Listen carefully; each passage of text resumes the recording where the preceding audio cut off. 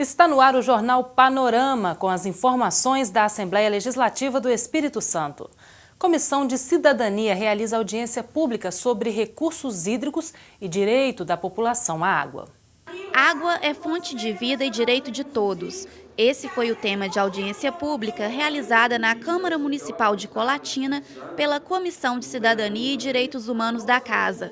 O objetivo era discutir a gestão da água no Estado e a nova política de recursos hídricos que está tramitando na Assembleia Legislativa. O evento também foi uma oportunidade de ouvir as contribuições da população sobre o assunto. Uma lei, quando ela é aprovada ouvindo a sociedade, ela tem muito mais legitimidade e pode atender os anseios de toda essa mesma sociedade organizada que quer participar. A atual legislação de recursos hídricos do Estado é de 1998. O governador Renato Casagrande enviou o projeto de lei à Assembleia para a atualização da lei.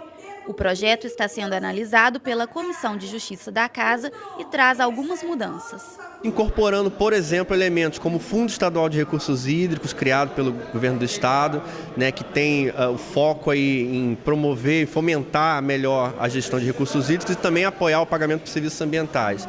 Além disso, a lei fortalece os comitês e delega a eles o poder de deliberação sobre questões importantes. A cobrança pelo uso da água está prevista na nova legislação. O objetivo é reconhecer o recurso como bem público limitado e incentivar o uso sustentável.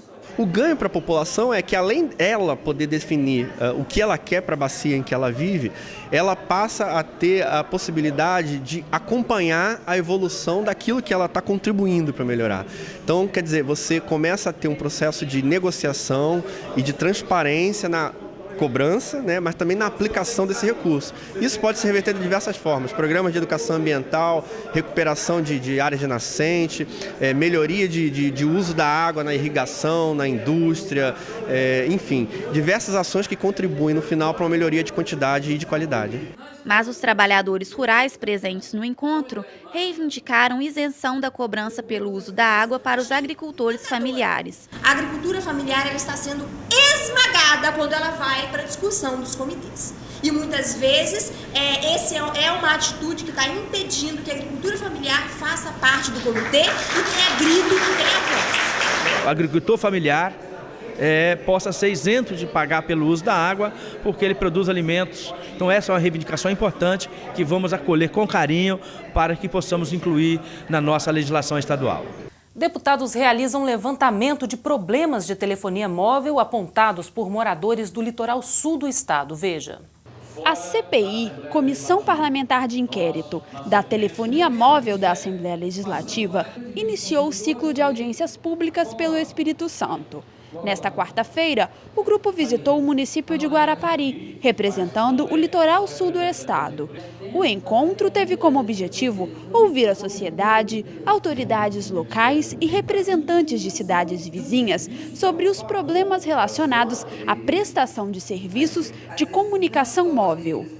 Entre as principais reclamações estão a falta de cobertura no interior e o serviço de internet. Quando chega final do ano e começo do verão, o problema se torna muito mais grave, porque a nossa população é em torno de 120 mil. No verão chega a 600 mil. Então você só imagina, se nós estamos com problema com 120 mil, quando chega a 600 mil. Como no nosso caso, o município de Itapemirim é um município muito grande. As comunidades são muito espaçadas. E a comunicação, normalmente, precisa ser através de telefonia móvel ou através da própria internet.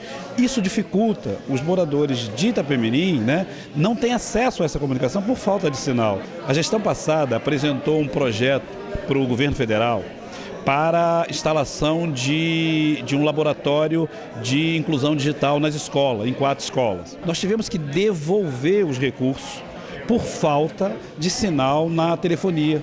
Os depoimentos colhidos durante a audiência vão fazer parte do relatório do grupo.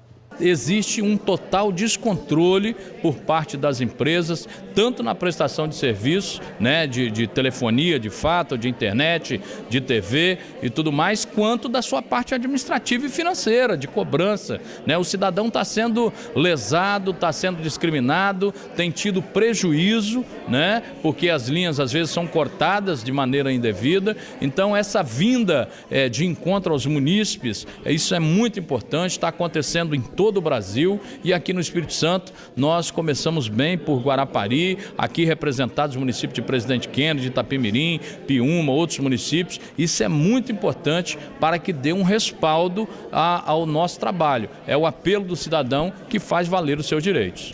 Proposta de emenda à Constituição pode aumentar os valores destinados a políticas públicas de assistência social. A matéria em tramitação aqui na Casa busca garantir um investimento de, no mínimo, 5% da receita orçamentária do Estado para a área. A iniciativa é do deputado Rodrigo Coelho. No artigo 167 da Constituição Estadual, a gente acrescenta um parágrafo que determina que o governo do Estado não aplique menos que 5% do orçamento em políticas de desenvolvimento social. Isso porque nós temos uma série de serviços na área de assistência social que ainda não são executados pelos municípios porque não tem um cofinanciamento do Estado. Então nós queremos fortalecer a política de assistência social no Estado inteiro, partindo de cada um dos municípios. Permite ao governo que encaminhe aos municípios um dinheiro para custeio de políticas, faz com que a gente consiga assistir melhor crianças, jovens, adolescentes, pessoas idosas, crie oficinas, gere oportunidade de trabalho, enfim, faça com que a política de assistência social seja dinamizada e os nossos munícipes, os nossos cidadãos e cidadãs capixabas passam a ser atendidas por essa política de maneira mais eficiente e mais efetiva, uma vez que essa política e todas as secretarias municipais ganham mais estrutura por esse financiamento. A Assembleia Legislativa verifica a situação de escolas especiais para pessoas com deficiência e busca alternativa para os problemas apresentados. A Comissão de Infraestrutura da Assembleia Legislativa realizou uma visita técnica à APAI de Campo Grande. O objetivo era ouvir as famílias dos usuários, que dizem passar por muitas dificuldades com relação a transporte público. A maior dificuldade que eu encontro com a minha filha aqui na APAI é o seguinte: aparentemente ela é uma criança normal, só que eu não posso pegar um ônibus cheio com ela, porque se eu pegar o ônibus muito cheio, ela dá crise. Não tem um ônibus especial para trazer ela, por causa ela tem problema, né, sem a perninha, né? E aí tem que trazer no colo, e aí muitas vezes não dão espaço para a gente sentar com ela. Além dos ônibus lotados, outra reclamação é referente ao programa Mão na Roda, serviço ofertado pelo governo do estado a cadeirantes. A gente tem outras pessoas, né, outros usuários que são usuários de muleta ou que muitas vezes depende do apoio da mãe e que o Mão na Roda não atende. Então, de repente, seria esse talvez um aperfeiçoamento, um melhoramento no sistema para estar atendendo a todos, não só os cadeirantes, mas também as outras pessoas que têm dificuldade de mobilidade, né, e têm acessibilidade.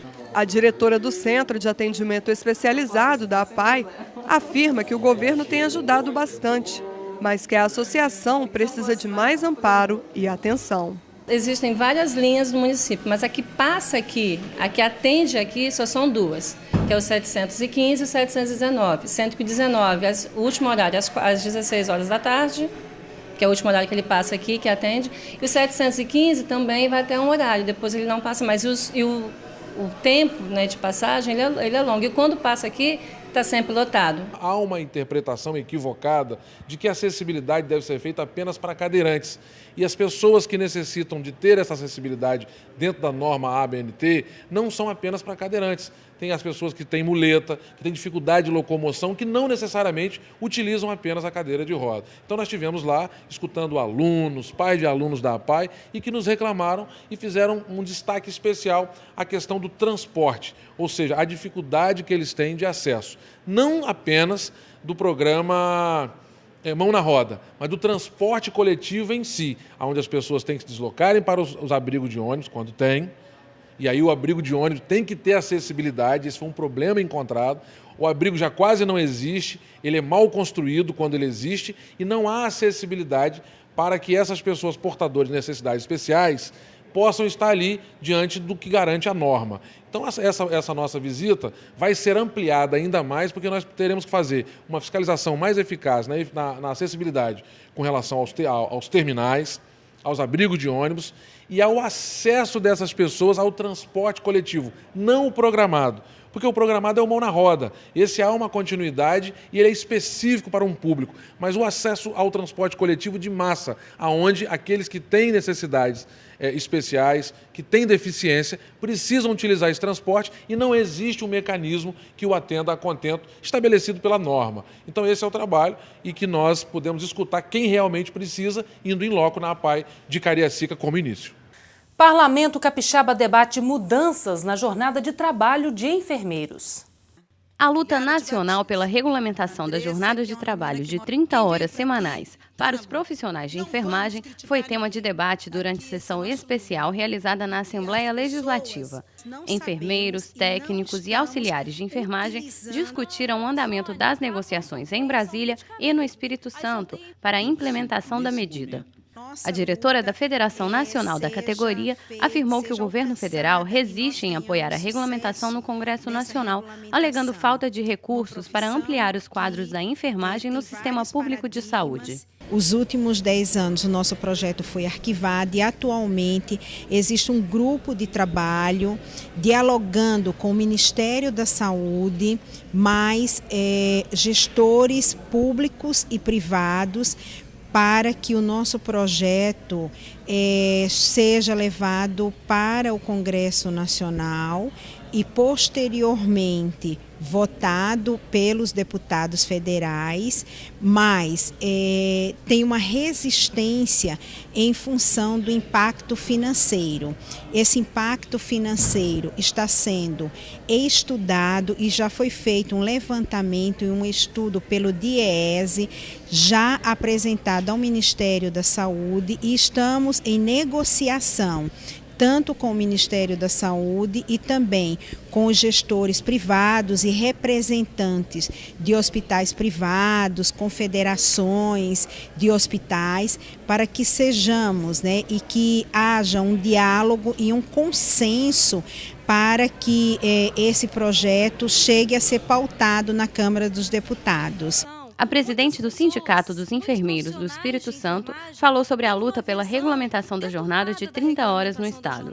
No Espírito Santo, as coisas ainda não avançaram. Em 2011, o deputado estadual Luiz Durão, ele fez uma proposta de uma indicação de um projeto de lei, para regulamentar as 30 horas no estado. No entanto, esse projeto não tramitou, foi para a Casa Civil e as notícias que a gente tem é que lá ele parou.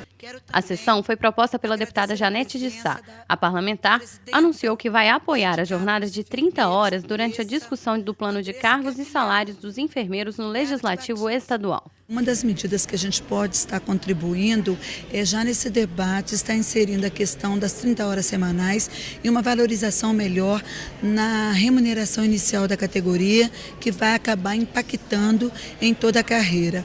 O evento contou com a presença do presidente da Comissão de Saúde, deputado Dr. Hércules, que também manifestou apoio ao movimento dos enfermeiros. Eu não podia deixar de vir aqui te ajudar, esse povo que está aqui ansioso, não por privilégio, mas simplesmente por justiça. E essa justiça que nós estamos tentando fazer, e conte comigo, conte com esse deputado, que eu estou do lado da Janete apoiando vocês nessa luta, que não é só de vocês, é nossa também. E o Jornal Panorama fica por aqui, mas você pode continuar acompanhando o trabalho dos deputados através do nosso site, do Facebook e também do Twitter. Muito obrigada pela audiência de sempre. Eu te espero em nossa próxima edição. Até lá!